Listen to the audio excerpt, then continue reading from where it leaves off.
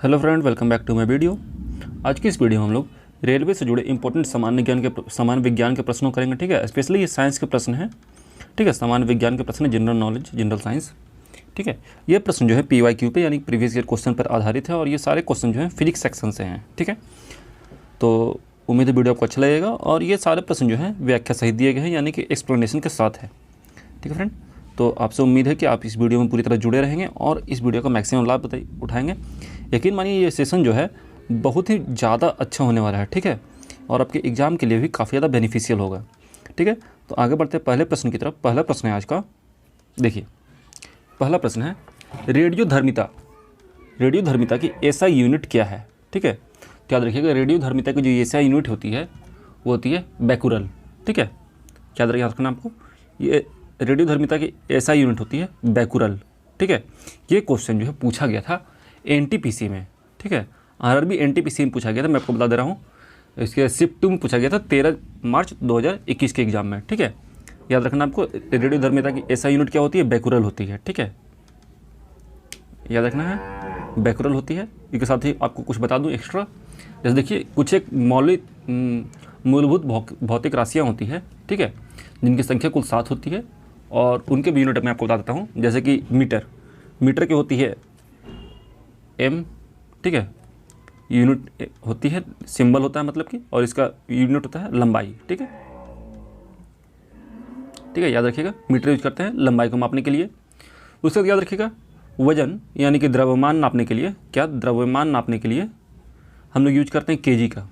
ठीक है, ठीक है, इसका मात्रक होता है किलोग्राम, चिन्ह होता है किलोग्राम हम लोग कहते हैं। ठीक है, किलोग्राम कहते हैं, चिन्ह होता है kg और मूल भौतिक राशि जो है वो है द्रव्यमान। ठीक है, इसके बाद सेकंड से क्या नापते हैं हम लोग, सेकंड से नापता जाता है समय, इसका सिंबल होता है S।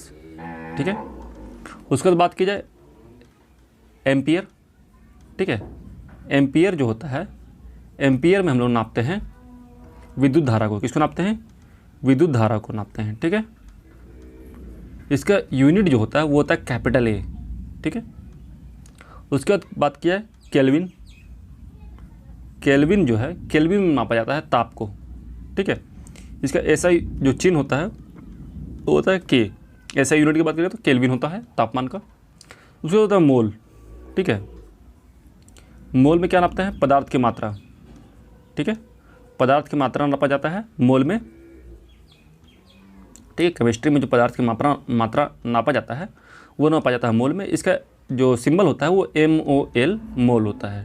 ठीक है, अगला है कैंडेला, जो कहिए कैंडेला। ठीक है, कैंडेला में मापा जाता है ज्योति तीव्रता को। ठीक है, ज्योति तीव्रता। ठीक है, इसका जो सिंबल होता है या चिन्ह होता है वो CD होता है। ठीक है, तो हम लोग कुल 7 यूनिट के बारे में पढ़ें जो कि आपके एग्जाम के लिए काफ़ी ज़्यादा इंपॉर्टेंट है। इससे प्रश्न जो है एग्जाम में पूछा जा सकता है। जैसे सिंपल सा प्रश्न पूछा जाएगा कि तापमान का जो ताप का मात्रक होता है वो क्या होता है। ताप का मात्रक को याद रखना है केल्विन होता है। ठीक है, केल्विन जो है ताप का मात्रक होता है, इसको सिंबल K से डिनोट किया जाता है। ठीक है, आगे बढ़ते हैं अगले प्रश्न की तरफ। अगला प्रश्न है भार की SI यूनिट क्या है। तो याद रखना आपको भार की SI यूनिट जो है वो है न्यूटन। ठीक है, क्या होता है भार की SI यूनिट, न्यूटन होता है। ठीक, यहाँ पर आपको ध्यान देना है, भार का SI यूनिट न्यूटन होता है, जिसको हम लोग किससे डिनोट करते हैं, कैपिटल N से। ठीक है, यहाँ पर ध्यान देना है, क्वेश्चन जो है RRB JEE में पूछा गया है। ठीक है, 2 बार पूछा गया, RRB JEE में पूछा गया है और ALP में पूछा गया है। ठीक है, ALP एंड टेक में पूछा गया है ये क्वेश्चन को। ठीक है, इसमें 24/5 को पूछा गया था और इसमें पूछा गया 17/8 को। ठीक है, ध्यान दीजिएगा, यहाँ पे क्वेश्चन जो है काफ़ी ज़्यादा इंपॉर्टेंट हो जाता है आपके लिए। आगे बढ़ते हैं, अगला सवाल है किस राशि का SI यूनिट कैंडेला होता है। अभी बताया आपको SI यूनिट कैंडेला की बात हो रही है, तो ये होता है ज्योति तीव्रता का। ठीक है, ज्योति तीव्रता। ठीक है, बात की जाएगी इसके सिंबल की, तो सिंबल होता है इसका C.D। ठीक है, कैप बड़ा C छोटा D। ठीक है, ये क्वेश्चन जो है ये भी RRB JEE का CBT 2 में पूछा गया है। ठीक है, पेपर 2 में पूछा गया है इसको। ठीक है, आगे बढ़ते हैं, अगला सवाल है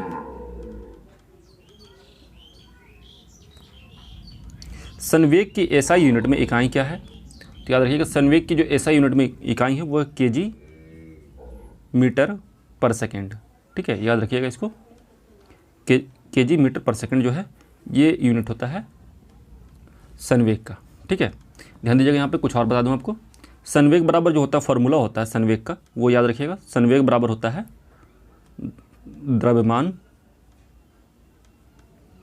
इंटू वेग। ठीक है, यहाँ से भी आप निकाल सकते हैं। देखिए द्रव्यमान इंटू वेग है, द्रव्यमान का क्या होता है यूनिट अभी बताया आपको केजी, और वेग का क्या होता है मीटर पर सेकंड। ठीक है, तो केजी मीटर पर सेकंड भी यहाँ से भी आंसर आपको निकल के आ जाएगा। ठीक है, फार्मूला से चाहे तो फाइंड कर सकते हैं। आगे बढ़ते हैं अगले प्रश्न की तरफ। अगला प्रश्न है विद्युत आवेश का एसआई यूनिट क्या है? तो विद्युत आवेश का जो एसआई यूनिट होता है, ठीक है, ये होता है कूलॉम। ठीक है, क्या होता है? कूलॉम होता है। ठीक है, ऐसे लिखते हैं कूलॉम। ठीक,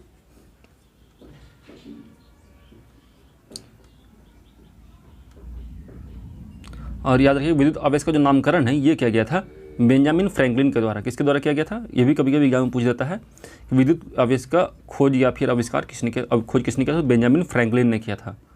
ठीक है, याद रखिएगा इस चीज़ को। आगे बढ़ते हैं, अगला सवाल है प्रकाश वर्ष खाली स्थान इकाई है। तो याद रखिएगा प्रकाश वर्ष जो है दूरी की इकाई होती है। ठीक है, लंबी दूरी नापने के लिए हम प्रकाश वर्ष का यूज करते हैं। ठीक है, यह क्वेश्चन जो है आरआरबी जेई और एनटीपीसी में पूछा गया है। ठीक है, एनटीपीसी और आरआरबी जेई में पूछा गया है क्वेश्चन को। देखिए एक प्रकाश वर्ष जो होता है, एक लाइट ईयर जो होता है, ये इक्वल होता है 9.46 इंटू 10⁻15 मीटर।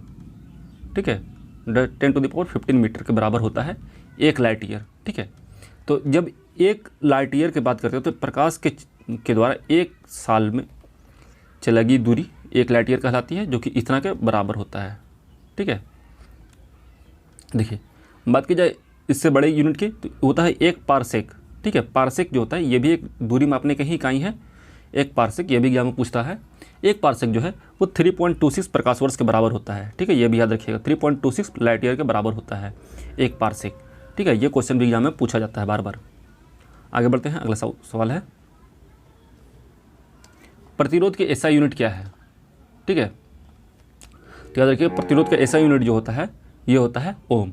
ठीक है, इसमें क्या होता है यूनिट ओम होता है, जिसे हम लोग किससे डिनोट करते हैं? इस सिंबल से डिनोट करते हैं ओम को। ठीक है, ये सिंबल जो होता है ये ओम यानी कि प्रतिरोध को डिनोट करता है। ठीक है, यहाँ पे एक फॉर्मूला है याद रखिएगा, जो विद्युत धारा यानी कि आई, विभवांतर भी और रेजिस्टेंस के बीच में रिलेशन बनाता है। ठीक है, जो कि फार्मूला क्या होता है? V बराबर I इंटू आर। ठीक है, ये फार्मूला याद रखिएगा। यह भी एग्जाम में पूछता है कि विभवांतर, विद्युत धारा और प्रतिरोध के बीच में किस टाइप का रिलेशन होता है? तो V बराबर आई आर का रिलेशन होता है। ठीक है, आगे बढ़ते हैं, अगला सवाल है लेंस की एसआई यूनिट क्या है? ठीक है, तो याद रखिएगा लेंस की जो एसआई यूनिट होती है ये होती है डायोप्टर। ठीक है, क्या होती है? डायोप्टर। ठीक है, लेंस की एसआई यूनिट क्या होती है? डायोप्टर होती है, जिसे हम लोग डी से डिनोट करते हैं, इसको पी से डिनोट करते हैं। पी बराबर क्या होता है? 1/f। ठीक है, ये फोकस दूरी होती है लेंस की। ठीक है, याद रखिएगा इसको। अगला सवाल की तरफ बढ़ते हैं। अगला सवाल है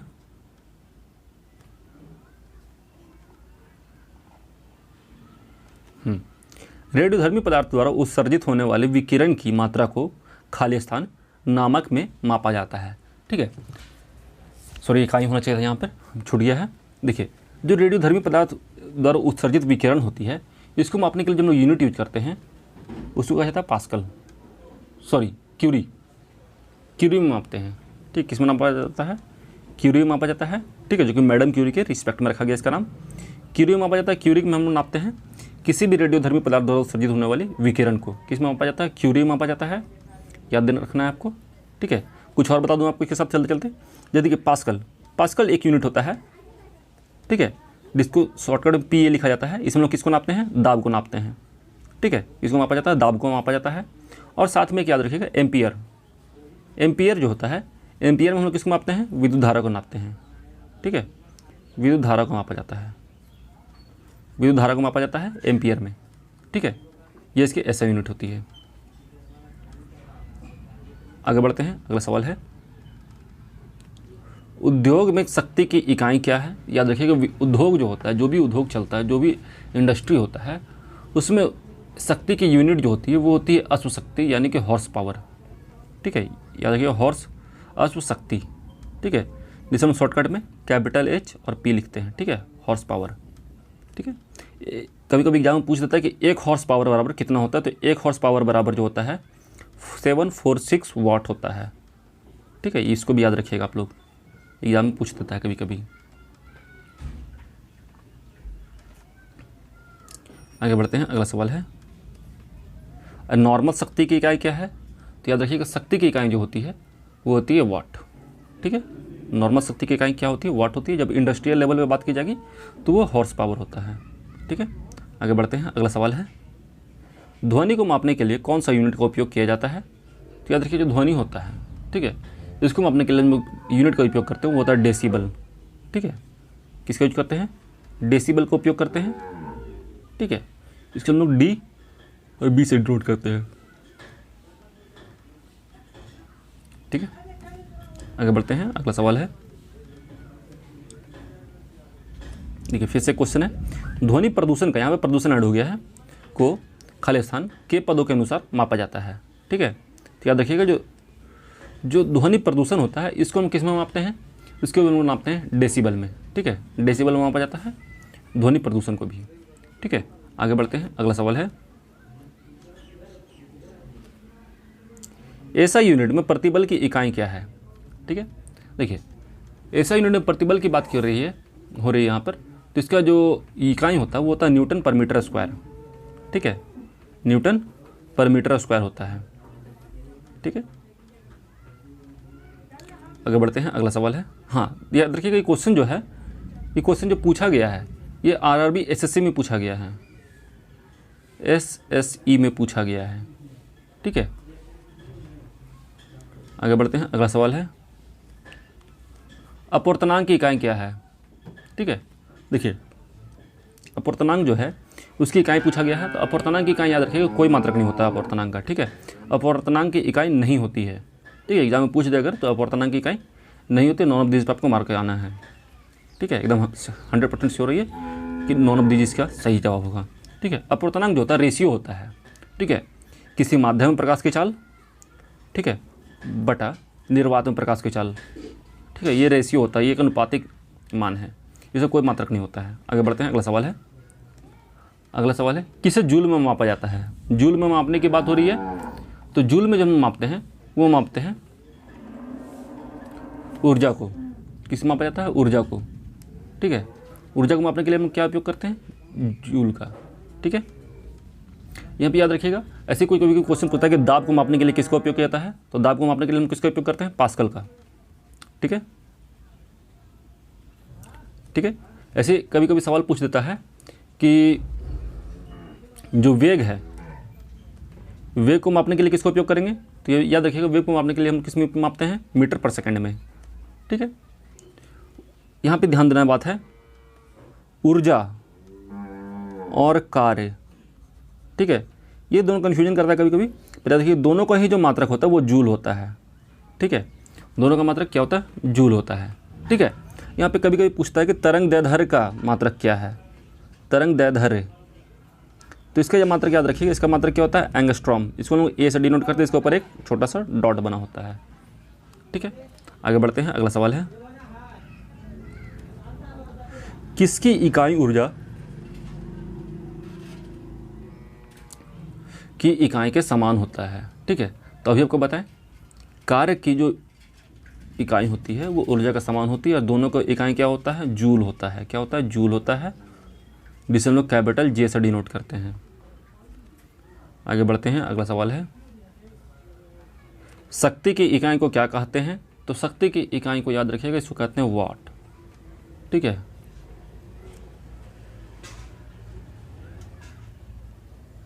आगे बढ़ते हैं, अगला सवाल है सापेक्षिक घनत्व, ठीक है। तो याद रखिए सापेक्षिक घनत्व की इकाई क्या है, तो इसका भी कोई इकाई नहीं होता है, ठीक है।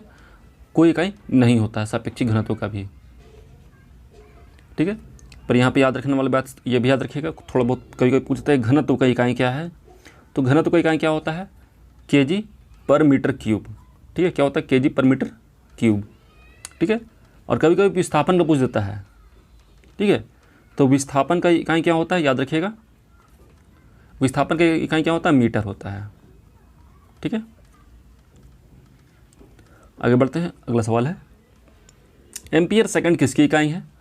याद रखिएगा एम्पियर सेकंड जो होती है ये होती है आवेश की इकाई। किसकी इकाई होती है, आवेश की इकाई होती है, ठीक है। ये भी कभी कभी एग्जाम में पूछ देता है और पूछा गया था आरआरबी जेई में, ठीक है। ठीक है, यहाँ पे एक फार्मूला याद रखिएगा, कभी कभी इसमें पूछता है कि विद्युत प्रवाह की दर यानी कि विद्युत धारा प्रवाह की दर यानी कि आई को बराबर क्या होता है, तो ये होता है Q यानी कि आवेश बाई T, ठीक है। यानी कि एम्पियर बराबर क्या लिख सकते हैं हम लोग,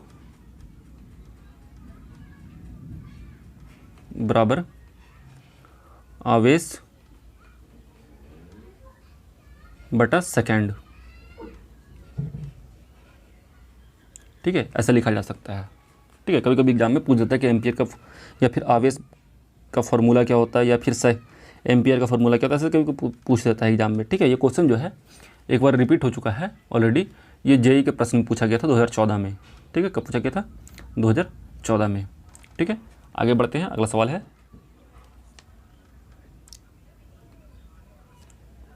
गैलन सामान्यतः इस्तेमाल किया जाता है। तो याद रखिए गैलन जो है ये आयतन मापने के लिए उपयोग किया जाता है, ठीक है। जब हम बड़ी टंकियों का आयतन निकालते हैं उसको हम गैलन में निकालते हैं, ठीक है। ये आयतन मापने की यूनिट होती है, ठीक है। एक गैलन में कितना होता है, तो एक गैलन में होता है 3.785 लीटर, ठीक है। कितना होता है, 3.785 लीटर होता है एक गैलन में, ठीक है। ये एग्जाम में पूछता है, एग्जाम में पूछा गया था, ये पूछा भी गया है, ठीक है। ग्रुप डी में ये पूछा गया है एक बार, ठीक है। और ये क्वेश्चन जो है ऊपर वाला जो क्वेश्चन है ये एनटीपीसी में पूछा गया है, ठीक है। ये एनटीपीसी में पूछा गया है स्टेज 2 में, ठीक है। ठीक है फ्रेंड, आज की वीडियो में इतना ही था। हम लोगों ने लगभग 21 प्रश्नों को किया है जो कि व्याख्या सहित है और आपके एग्जाम के लिए काफ़ी ज़्यादा इंपॉर्टेंट है। मिलते हैं नेक्स्ट वीडियो में, उम्मीद है आपको वीडियो अच्छा लगा होगा। अगर वीडियो अच्छा लगा तो प्लीज़ वीडियो को लाइक करिए, चैनल को सब्सक्राइब करके शेयर करिए अपने दोस्तों के साथ इसी टाइप के और भी इन्फॉर्मेटिव वीडियो के लिए। मिलते हैं नेक्स्ट वीडियो में, तब तक के लिए जय हिंद जय भारत, अपना ख्याल रखिएगा and finally thanks for watching.